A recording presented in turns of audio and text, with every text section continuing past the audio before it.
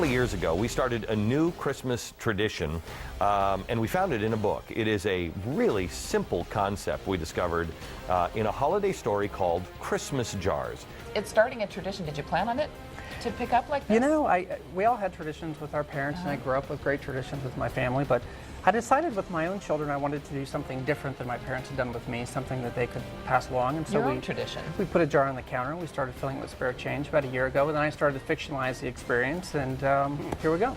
A young man by the name of Cameron Birch had been suffering from brain cancer for the better part of a year, and they got a knock on their door on Christmas Eve. They opened the door. There are these two giant Christmas jars with a copy of the book and a little note. And the note said the family could do what they liked with the money. And really, the parents left the decision up to him and said, this really belongs to you. These jars are for you, you know. And this young man, when given this choice, decided that the money was better spent by going to a toy store and buying toys for the other kids at the cancer center where he was being treated. That's the spirit of Christmas Jars is captured in that little boy.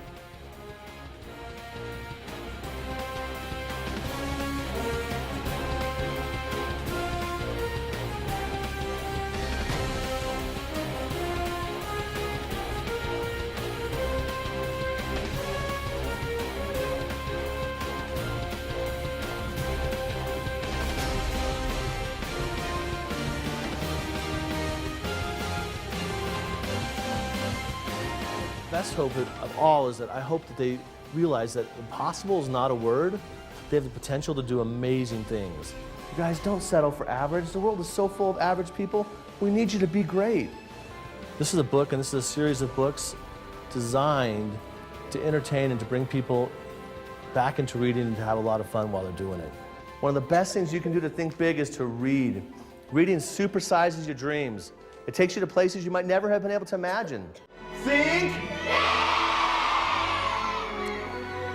Not bad, but there was not a single teacher plugging in there, so please don't let me down on this last one.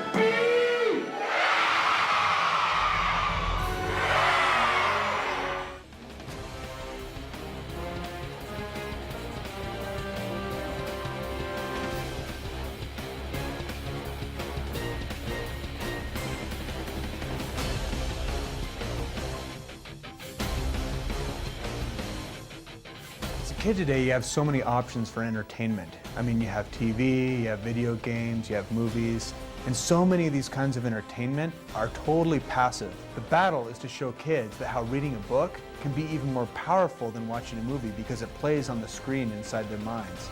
And so what we're really trying to do is just inspire kids that through reading and through creating, they can grow their imaginations. Fablehaven is one of those books that you can pick up and read to a different age group, not just the older kids, that it's a safe, good storyline that you don't have to say, oh, let's skip that chapter, or, oh, why'd they put that in there?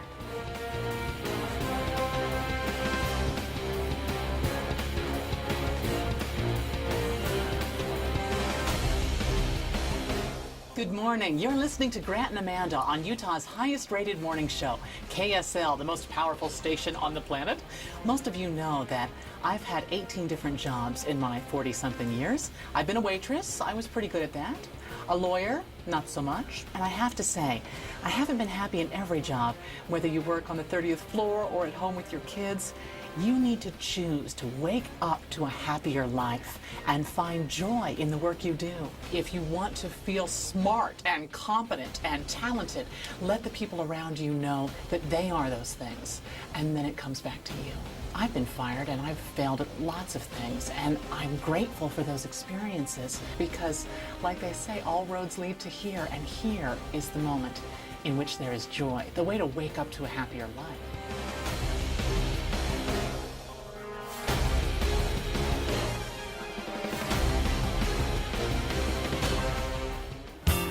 Thank you all for being here.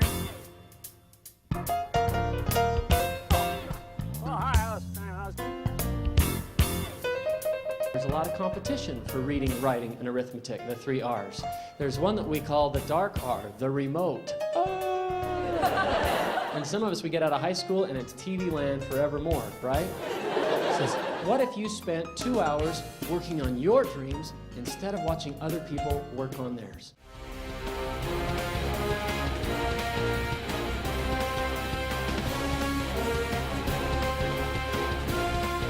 Our professional organizer Marie Ricks went to see if she could rescue this room gone wild. Don't let your hobby room be your storage room. You need to have plenty of places where the tools can become organized again after your project. In this room that we did with Jennifer, it took us about a good hour to reorganize it, but that hour will serve her all year long. Yeah. Her husband takes the kids to the zoo, she can do her hobby because the hobby room is set up and organized.